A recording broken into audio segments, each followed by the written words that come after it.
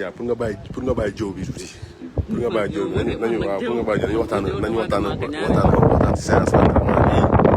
Maman Ndiaye les Échos ñu ngi fii ci New Jersey en Allemagne gannaaw 2 jours après seen défaite contre la France bi nga jógee tey pour la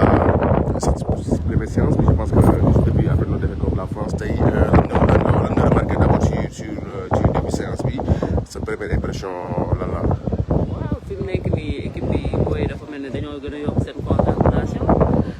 ñëw nañu comme ni ñu daan def rek ñëw autour du terrain comme tout le monde a fait ñu ñëw après commencé seen séance dans le calme puis je pense que c'est une façon de montrer qu'ils sont concentrés après on ne voit pas Edouard on ne sait pas pourquoi. Edouard Mendy c'est l'information quand même de ce voilà. Il est absent. Il est absent, on ne sait pas pourquoi, on ne sait pas s'il est absent ou pas, mais comme on a 15 minutes, il faut préciser que dans les premiers 15 minutes, gisuñu ko. D'accord. mu ngi noonu donc l'information mooy pour le moment on n'a pas vu Edouard Mendy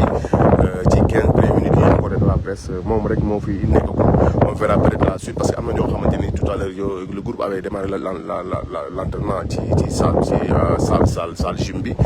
ñu rappelé ko ñoom yàgg nañ fi donc peut-être que mi ngi foofu on sait pas mais on verra de toute façon on espère que quand même ce sera pas peut-être une mauvaise nouvelle pour le Sénégal on espère quand même le retrouver très bientôt avant le match contre la Norvège mardi prochain.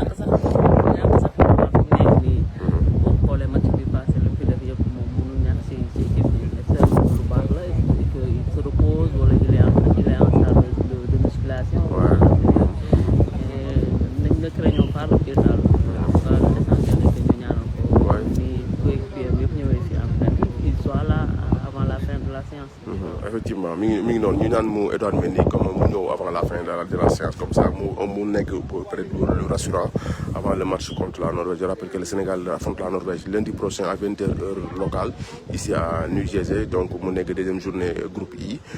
gannaaw bu Norvège gagné moom ici premier match am donc moom aussi dañuy viser une deuxième victoire pour se qualifier. Sénégal aussi day viser victoire pour quand même se relancer dans la course à la qualification donc mu nekk match bi nga xamante ni ñëpp xam nañ ne ce sera pas une partie de plaisir que ce soit du côté du Sénégal wala du côté de la Norvège parce que Norvège day bëgg a gagner Sénégal day bëgg a gagner aussi pour se relancer donc c'est vrai quand même on s'attend à un match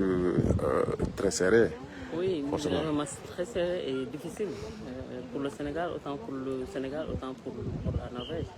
Ce sera difficile autant pour les deux équipes. Maintenant comme on dit rek football bi léegi man li ma gëm mooy kenn mënul kenn donc ku jekk sa morom rek def ko parce que boo xoolee match Sénégal France bi premier mi-temps bi Sénégal yi football nga xam ne tey football bi moo egg foofu les jeunes joueurs yi nga xam ne ñoo nekk Sénégal ñoo nekk France ñoom ñooy tase si seen club yi mais même ñi nekk Norvège ak Sénégal am na ñoo xamante ne ñooy tase championnat boo xoolee ay Gana Gueye ak ñeneen ak ñeneen ñooy tase xamante nañ championnat anglais donc du coup joueurs yi xamante nañu te ku nekk xam na say force ak say faiblesse morom donc match du yomb daal. effectivement du yomb kon la Norvège parce que wax nañ ko sànq joueurs yi seen biir maman mu ngi koy wax que joueurs yi seen biir xamante nañ ñoom ñooy daje en Europe en championnat donc déjà bi tirage bi génnee sax Haaland mi ngi doon lancé benn pic pour quand même pour lancer cette rencontre donc mu nekk li nga xamante ni ce sera très attendu lundi prochain fii ci du côté de New Jersey Sénégal Norvège je rappelle que mooy nekk deuxième journée groupe yi fii ci Coupe du monde États-Unis Canada Mexique 2026 man bëgg naa xam un peu les chances du Sénégal mooy la pour yow les chances du Sénégal ci des ci deux si naa ne moi sax mais quand même ci deux matchs de poule yi des lan mooy les chances du Sénégal. mooy Sénégal mën na relancer à partir de maintenant parce que match France boo xoolee ñu ngi jëlaat yëpp loolu la France yi dugal. Effectivement. Donc il faut qu'il soit concentré, il faut qu'il soit beaucoup plus tueur, surtout l'attaque du Sénégal, il faut qu'il soit beaucoup plus tueur, il faut qu'il soit beaucoup plus projet ñu am projet boo xamante ne mooy dugal ay buts quoi parce que loolu la ñu soo ko defee pas ñeneen ñi dañu dugal ay buts donc il faut que ñu bàyyi loolu xel bu baax xam ne loolu moo ñu suñu liggéey ne football bu rafet du leneen